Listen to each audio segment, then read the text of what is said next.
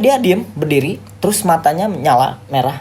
Dan kelihatan ini pocong emang ada ikatannya kan, Kang Ucuy. Ini kelihatan dan ke bawahnya gelap.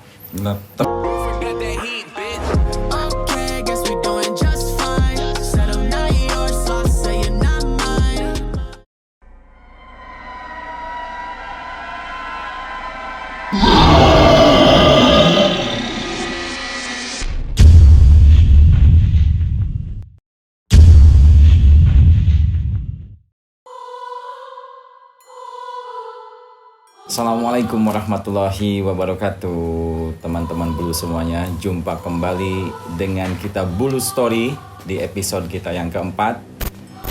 Dan kembali saya tidak bosan mengucapkan terima kasih untuk Sobat Bulu semuanya yang udah menonton video kita dari video pertama upload sampai yang terbaru kemarin. Ya, saya sangat apresiasi dan juga mewakili segenap kru mengucapkan terima kasih yang udah teman-teman yang udah subscribe, like, share, dan juga udah menyalakan lonceng notifikasi kepada channel kita. Oke, di Bulu Story yang sekarang saya tidak akan bercerita sendiri, tapi kebetulan ada teman saya yang juga menawarkan bersedia sebagai narasumber yang akan menceritakan sebuah kejadian yang bisa dikatakan viral waktu itu dan juga mengerikan serta tidak disangka-sangka ternyata kejadian horornya itu benar-benar creepy banget. Oke, tentunya udah penasaran banget. Kita langsung masuk saja ke Bulu Story. Dimulai.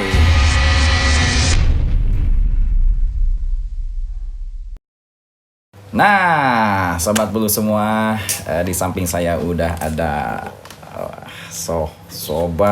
Sobit, Babat, apalah segala macam. Pokoknya spesial Anda, kedatangan Anda di sini pokoknya mengisi Bulu Story keempat kita. Selamat malam, Assalamualaikum Bapak Adi. Waalaikumsalam warahmatullahi Bapak Ucuy yang boleh. Terbaik ya. Ini podcastnya udah Bulu Story ini udah viral nih kemana-mana. Udah banyak Allah, yang lihat gitu, udah banyak yang subscribe juga. Alhamdulillah. Semoga semakin sukses lah. Amin. Terima kasih. Itu juga bentuk dukungan dari semua teman-teman Bulu yang udah sering nonton kita, udah subscribe dan semuanya lah. Itu benar-benar memotivasi kita semua untuk kru Bulu Kumbu Entertainment dalam memberikan konten-konten yang menginspirasi dan berkualitas. Keren.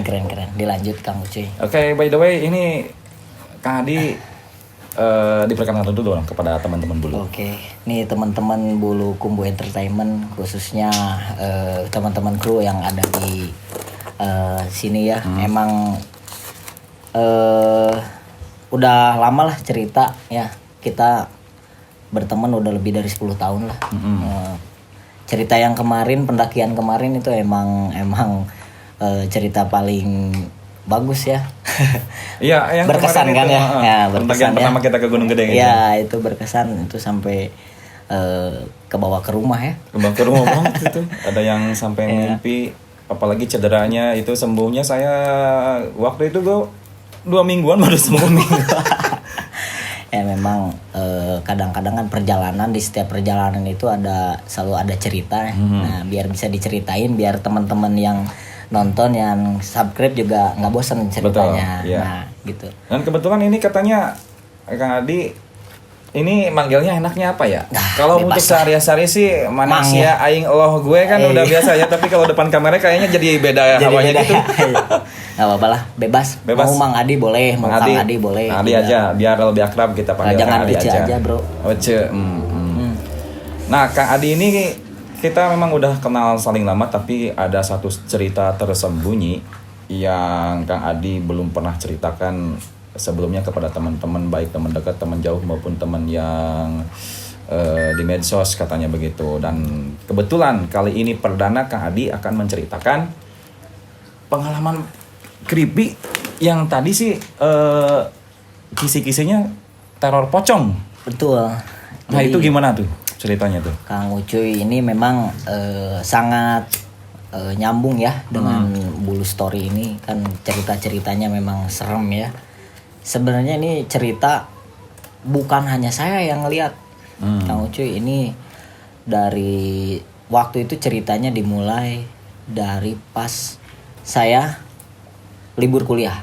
Oh, libur kuliah. Waktu itu semester genap kan. Waktu itu 2012 semester genap saya libur kuliah. Jadi cerita ini sebenarnya udah viral di Cianjur Selatan sana.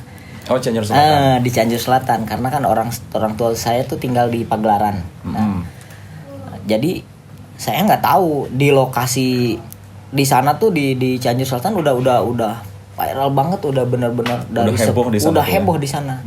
Saya kan sehari-hari di Cianjur, apalagi jarak tempuh saya dari Cianjur ke Pagelaran tuh sangat lumayan jauh lah, 60 kilo itu jaraknya bisa sampai 2 jam setengah sampai 3 jam.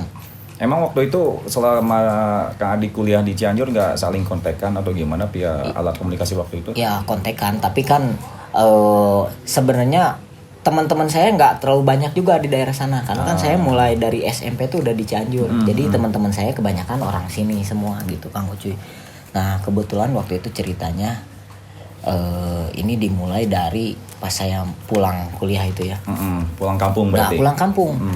Nah itu karena saya polos waktu itu masih lucu pulang lah. ya nggak lucu bro.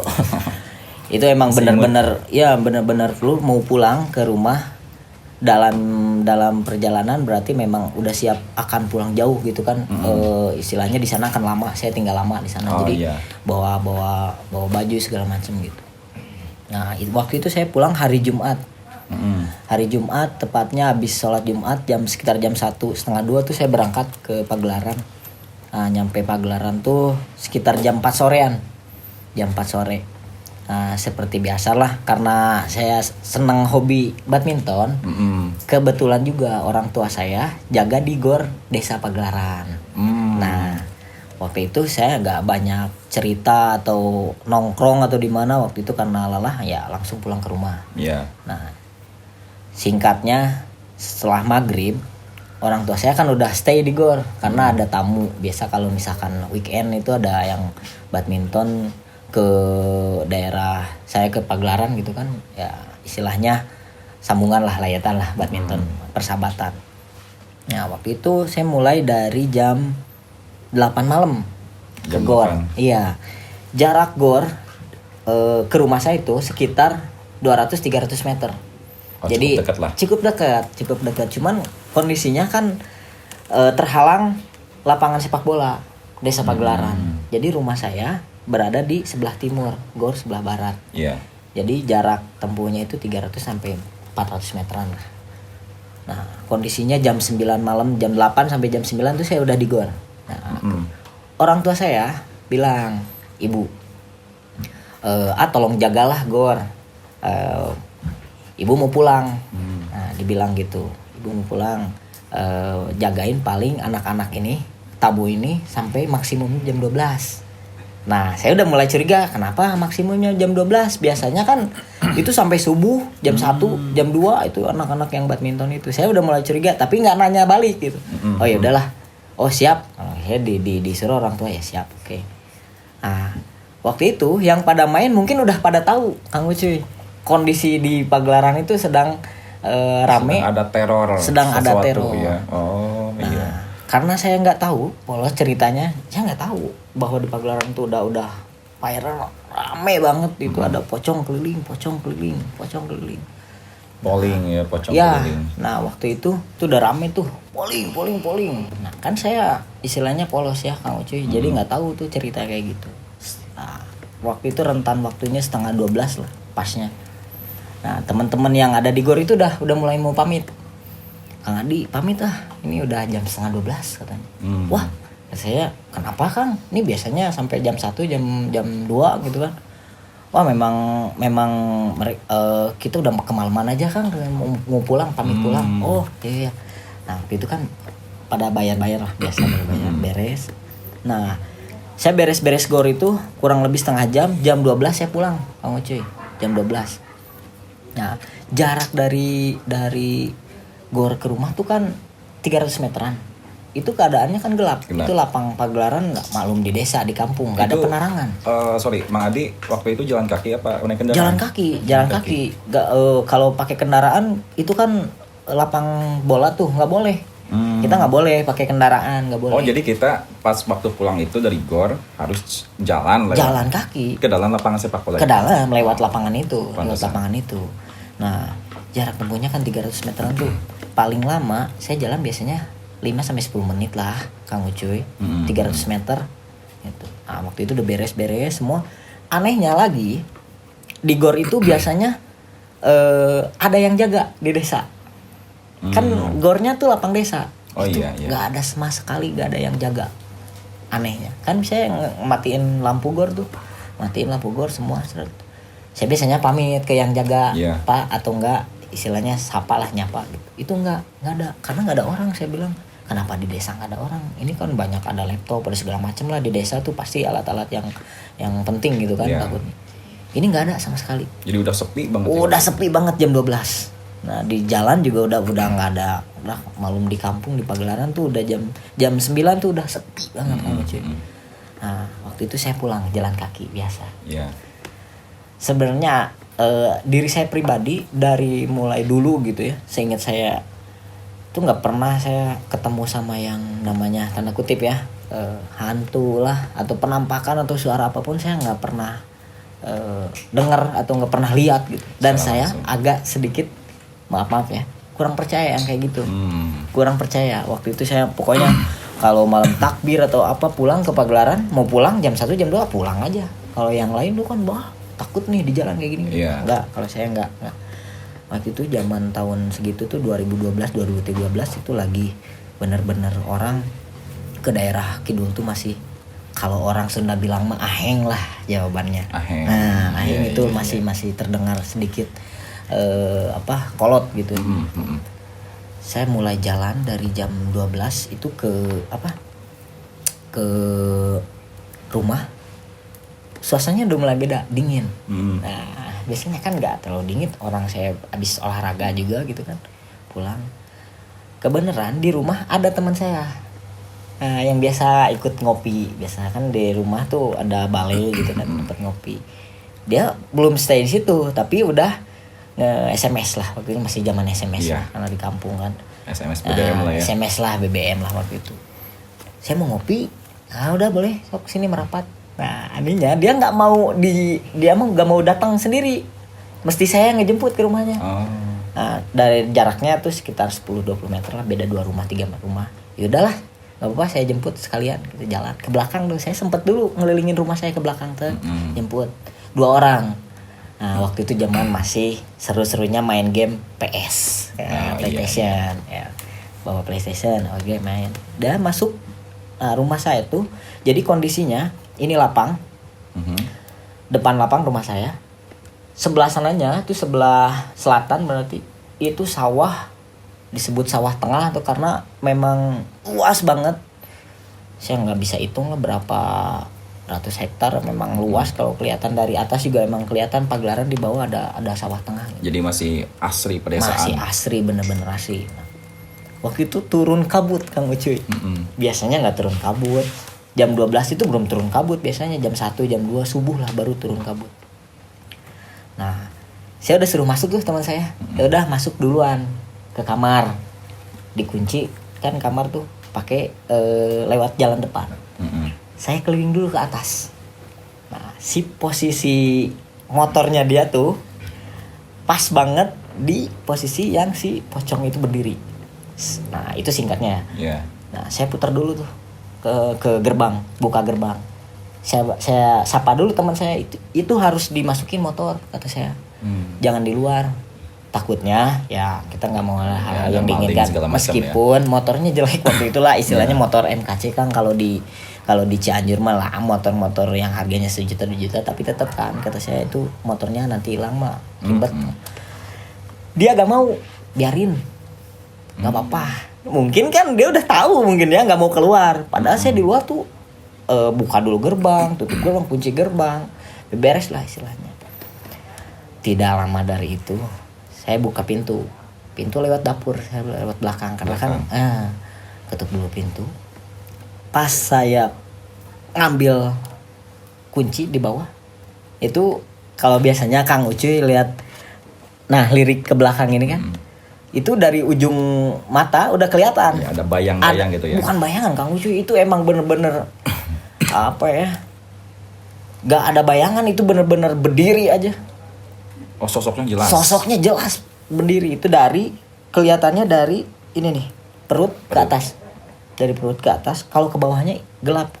Nah posisi dia berdiri itu pas banget di dekat motor yang teman saya simpan. Saya sempat gak percaya dulu. Wah ini benar apa enggak? Ini benar apa enggak? Selang beberapa menit, karena saya agak percaya, buka dulu pintu. Buka pintu. Bu, Pak, Bu, Pak. Mereka udah pada tidur. Bu, Pak. Kenapa? Ada apa? Coba keluar dulu lihat. Ditarik sama saya keluar. Orang tua. Coba tuh lihat dulu benar apa enggak. Itu masih sempat ngobrol. Orang tua sama, wah, semua baca doa. Semua baca di doa. Selama 5 menit jarak pandangan mereka nggak pindah. Itu dia nggak hilang Kang Ucuy. Oh, nggak bergeming. Nggak bergeming sedikit pun. Terus itu si sosok pocongnya itu Dia diem berdiri, terus matanya nyala merah. Dan kelihatan ini pocong emang ada iketannya kan Kang Ucuy. Ini kelihatan dan ke bawahnya gelap. Gelap. Tapi dia langsung si pocongnya itu ngeliatin Kang Adi dan keluarga. Kan posisi rumah saya tuh nih, ini si parkiran motor tuh di atas. Jadi kelihatan kayak gini. Jadi saling tatap aja. Saling tatap itu selama 5 menit kurang lebih Kang. Nah, saya masih nggak percaya karena orang tua saya pada ada diam di situ. Saya manggil teman saya yang di kamar. Pit. Ternyata dia udah lihat dari jendela. Dia udah ngumpet. Oh, nggak mau. Keluar lagi teman saya yang 2 orang kan, yang satu ke WC. Coba lihat. Dia keluar. Allahu Akbar. Nah, dari situ pas dia jatuh kita nolongin. Jatuhnya apa? Pingsan? Enggak pingsan sih, tapi jatuh. Emang dia kaget sekali. Ditolongin dulu. Nah, dari situ dia hilang. Ini tuh orang tua saya pada langsung duduk diam pada diam. Ya, benar. Iya, diamnya benar-benar kaget shock. Saya langsung apa? Inisiatif. Wah, saya panggil Pak Haji. Nah, kebenaran di daerah saya itu Pak Haji Paus itu istilahnya ustadz terkenal lah di ustadz yang paling dihormati lah di Pagelaran maupun di daerah-daerah ke selatan lainnya. Orang udah pada tahu di Pagelaran Pak Haji Paus. Saya ke rumahnya itu jaraknya paling 50 sampai 60 meteran lah ke belakang dari rumah saya, masih tetangga. Itu posisinya jam 1-an. Ketok. Assalamualaikum Pak Haji. Kan keluar tuh.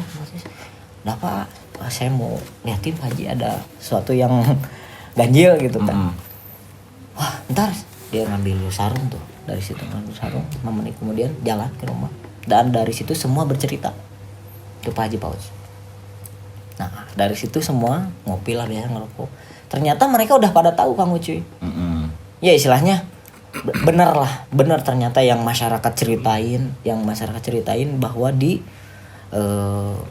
daerah kita di Pagelaran tuh sedang rame ada pocong keliling. Nah, dari situ saya kaget kan, wah, kenapa nggak cerita? Ibu nggak cerita, bapak nggak cerita. Nah, karena mereka nggak cerita karena mereka belum ngelihat bener-bener kayak gini gitu kan. Hanya cerita dari tukang ojek. Itu ceritanya sampai ada pangkalan ojek di dekat rumah saya tuh, mau ke Simpang 3. Itu mereka masak mie gitu ya. Itu nongol, tiba-tiba nongol muncul. Dan mereka semua ngelihat. Kalau 1 orang 2 orang nggak percayalah, 1 orang 2 orang. Semua tukang ojek yang ada di sana tuh ngeliat. Nah, dari situlah akhirnya Pak Haji Paus, ya udahlah malam besok kalau istilah Sundanya kita doain. Tapi itu Pak Haji Paus dari pandangan batinnya nggak menceritakan apa-apa gitu, mungkin sosok ini sosok orang jahil atau sosok yang penasaran apa gimana? Gini, ternyata kan ceritanya belum beres nih. Begitu dia besok paginya, nah istilahnya itu teman-teman saya udah pada kabur pulang semua. Waktu itu kabur, dan saya waktu itu nggak bisa tidurnya. Saya masih belum percaya Kang Ucuy. Ternyata ada gitu. Kan setahu saya gitu ya. Kalau misalkan setan atau jin lah gitu kan, itu kalau bertatapan sama manusia istilahnya kalau Sundanya mah apa ngeliatin jati dirinya atau apa itu kan istilahnya dia sial berarti. Sial. Sial banget atau berarti gitu kan. Tapi anehnya Pak Haji Paus belum bercerita apa-apa. Nah, keesokan malamnya setelah Isya, nah pengajian waktu itu kan kebenaran malam Minggu kan, posisinya kita pas ketemu itu malam Sabtu, malam Minggunya Pak Haji Paus datang ke kita ke rumah gitu, diajakin sama Pak Haji Paus, kita buktiin bener apa enggak katanya. Nah, wah saya bilang wah Pak Haji Paus lah itu mah kita kan nggak ngerti gitu kan, saya nggak ngerti Pak Haji, ya antar aja ini mah antar. Nah begitu dia sekitar jam 9 jam 10-an itu ada bangunan tua di Pagelaran di deket lapang itu, bangunnya udah kosong udah lama, udah berpuluh-puluh tahun, itu bekas sekolah. Nah dia ke situ, jarak situ, kalau saya nunggu agak jauh gitu, nggak tahu kayak gimana lah, nggak ngerti gitu kan. Nah udah 2 jam dari sana, pulang dari situ udah cerita gitu, oh ternyata ini tuh sebenarnya bukan penampakan biasa. Nah, jadi ini tuh ternyata Kang Ucuy kalau dibilang babi ngepet kan, babi itu ngepet kan ya. Nah ini tuh pocongnya tuh dia anak kecil salah pakai baju aljimahnya orang tuanya, jadi orang tuanya tuh muja Kang Ucuy, ceritanya itu gitu. Pak Haji kenapa bisa cerita gitu? Nah udah dapat informasi mungkin ya, cerita batin mungkin dengan si sosok itu di rumah tua itu. Ternyata Pak Haji bilang itu dari Sagaranten sana. Dari Sagaranten. Sukabumi berarti. Sukabumi Sagaranten. Jadi si anak ini tuh dia mau sholat, gak tahu sholat subuh, maghrib atau isya atau apa. Baju al-hikmahnya itu berbentuknya mukena. Nah, jadi si anak itu pakai mukena itu, dia kepake, langsung hilang di bawah. Itu jaraknya Kang Ucuy dari Sagaranten keliling kan, berarti Sagaranten, Tegabulan, Sinar Laut, Sinang Barang, dari Sinang Barang ke Pagelaran itu jaraknya jauh Kang Ucuy. Itu udah jaraknya udah berminggu-minggu, udah lebih dari 1 bulan anak itu. Oh jadi mungkin dia berkeliling itu bermaksud untuk meminta pertolongan. Betul, Kang Ucuy. Nah, dan pada waktu itu cerita yang santer di masyarakat diceritakan. Jadi memang kalau belum waktunya itu belum bisa dicabut. Oh. Belum bisa dicabut. Waktu itu jaraknya tuh sampai berbulan-bulan Kang Ucuy. Itu sampai rame ke daerah Pasir Hayam. Pasir Hayam Cianjur. Iya, ada penumpang yang naik dari daerah Campaka, anak kecil, tapi nggak ada yang turun. Posisi kan kalau misalkan elep atau angkutan umum di Cianjur Selatan sana, kalau berangkat itu ke Cianjur dia pasti tengah malam, biar seolah nggak macet. Nanti paginya baru dia angkut penumpang ke sana. Itu ada yang naik dari Campaka, anak kecil, cewek umuran 15-16 tahun. Pas turun di Pasir Hayam nggak ada penumpangnya. Itu rame gempar se Pasir Hayam. Nah saya udah tahu ceritanya itu pasti yang kemarin gitu. Nah, singkat cerita teman-teman di daerah saya di Pagelaran itu udah pada rame diceritain. Ternyata si pocong itu udah nyampe ke daerah Sukabumi. Dan di radio Rapi itu di radio Rapi antar penduduk gitu ya. Rapi. Waktu itu saya aktif di Rapi. Itu udah rame di istilahnya disebarkan disebarkan lewat udara juga udara. Ya. Itu di Sagaranten orang tuanya sampai disayembarakan. Kalau bisa ngebuka baju al-hikmah anak itu, diberi mobil, satu unit mobil APP waktu itu. Nah istilahnya lah ya udah paling mewah lah kalau di daerah selatan segitu tuh. Nah 1 bulan 2 bulan selanjutnya itu udah rame diberitakan bahwa si anak itu dapat di Sagaranten lagi, pintu hek Sagaranten sini yang mau arah ke itu aja ke apa pelabuhan itu udah dapatnya di situ. Dan kondisinya anak itu tuh usianya 15 tahunan Kang Ucuy. Ternyata itu orang tuanya ngasih ke orang pintar itulah istilahnya ya. Dia hampir ngasih uang sama APP. Mobil APP dikasih terus uang. Anaknya udah kondisinya udah lemes waktu itu. Nggak di ibaratkan orang lah nggak makan seminggu 2 minggu udah kelihatan tuh. Oh, jadi itu ketika dia masih terjebak di alat pesugihan si Iya, orang tuanya itu berbentuk pocong dan selama itu dia nggak makan tuh Kang. Gimana makannya tuh Kang? Mau cerita aja kan. Makanya kenapa pas dia nunjukin ke kita gitu kan ke masyarakat yang di luaran nggak bisa ngomong pun, kalau misalkan bisa cerita gitu kan otomatis dia tolong lah, minta tolong atau apa, ngebisik atau apa. Ini kan nggak, diem, dia nggak bisa gitu. Nah itu ceritanya Kang Ucuy, itu saya pengalaman hidup yang paling berkesan di hidup saya itu, karena saya nggak seorang gitu, orang tua saya dua-duanya nih saksi hidup, dan dari mulai saat itu saya percaya gitu, ternyata ada yang namanya pesugihan gitu kan. Terus istilahnya saya dilihatin seperti itu alhamdulillah jadi bisa berjaga diri. Nah gitu kayak kan, gitu. orang tahu lah istilahnya tidak semua cerita itu bohong gitu, itu benar kealamin sama diri saya pribadi gitu Kang Ucuy gitu.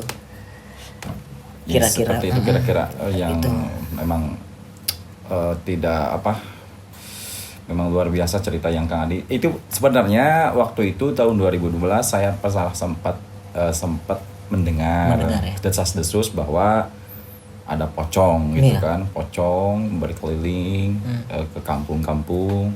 Ya mungkin saya pikirnya waktu orang yang jahil lah Jahil, bagaimana, ya, iya. tapi ternyata Kang Adi yang mengalami sendiri, ya akhirnya saya pun baru percaya sekarang. Iya. Waktu itu dari semenjak waktu dulu saya Betul. mendengar desas-desus pocong keliling, emang pernah viral sih. Kang Ucuy Ya silakan. Ya jadi begitu teman-teman Bulu semua, untuk episode Bulu Story yang keempat kali ini dari Kang Adi. Dari semenjak pertemuan Kang Adi dengan pocong, ya hal yang bisa kita petik hikmahnya, untuk pocongnya sih mungkin itu adalah bentuk dari hasil halusinasi. Apa sih? Iya, halusinasi kan, gitu. Ya kan pandangan lah itu kan ya. Tapi kan kalau untuk intinya, dari hal yang lainnya itu ilmu ya ya kan. itu ilmu itu. Ilmu hitam yang memang membentuk sosok yang dibayangkan. Betul. Seperti itu. Ya, Begitu, mudah-mudahan kita dijauhkan dari hal-hal yang tidak diinginkan lah ya. Amin Kang Adi. Terima kasih Kang Adi sudah mau berbagi bersama kita di sini. Oke, sukses terus untuk Bulu Kumbu Entertainment. Ya, dan sukses juga kita tunggu karya-karya Kang Adi nanti yang akan disumbangkan kembali mungkin untuk Bulu Kumbu Entertainment. Ya, mudah-mudahan lah bisa. Mudah-mudahan teman saya juga bisa gitu ya. Ya, nah pastinya ini juga ditunggu oleh Oh iya, jangan lupa semua di subscribe ya teman-teman. Bulu Kumbu Entertainment ini talent-talent Cianjur yang terbaik gitu, istilahnya daripada kalian nonton YouTube yang nggak pasti, mending subscribe. Jangan lupa subscribe Bulu Kumbu Entertainment. Jangan lupa. Oke, terima kasih Sobat Bulu semua udah menonton, dan untuk Sobat Bulu tentunya yang mau mengirimkan sebuah story yang ingin Anda share bareng kita, ya kita tunggu DM-nya di Instagram Bulu Kumbu Entertainment. Oke, terima kasih. Mohon maaf bila ada salah-salah kata. Sampai jumpa di karya-karya kita berikutnya. Assalamualaikum warahmatullahi wabarakatuh.